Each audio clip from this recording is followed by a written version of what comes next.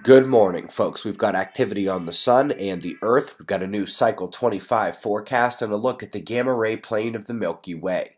But let's begin over at spaceweathernews.com and find the last 24 hours on our star were mostly calm as the coronal hole continues turning through.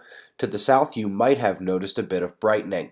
In fact, the sunspot number is not 0 this morning because we do indeed have an umbra, just one, creating a little magnetic show on the southern hemisphere. It did brighten quickly, but then pumped the brakes a bit this morning. Looking at the solar wind reveals the intensification that we've been expecting. Middle and bottom panels are the plasma speed and temperature, and the surge upward this morning is indeed causing geomagnetic unrest. Could drive us into storm conditions today, but likely only at low levels.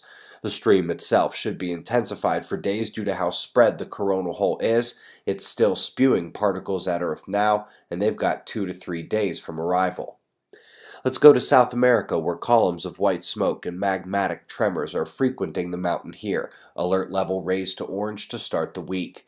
Sad to report we've got more lightning deaths in the Middle East. Pakistan's north pounded once again. Meanwhile, a strong system took a cross over New Zealand, dropped a few tornadoes, and left significant damage across parts of the affected area.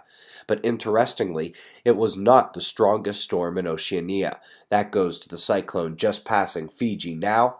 Little islands all about around the toes of a massive storm. Today's top story is a new prediction for Solar Cycle 25. It does somewhat match Dr. Upton's latest prediction, and here they are suggesting the next sunspot cycle will be close in strength to the current one, another weak attempt at a solar maximum, and the decline phase of that, geomagnetic maximum, will be telling us if it's a Maunder-like minimum ahead or a Dalton.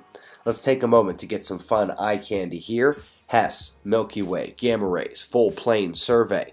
Beyond the pretty pictures, you can learn a bit about gamma sources, gamma excess, and the energetic regions we see in our galaxy's plane.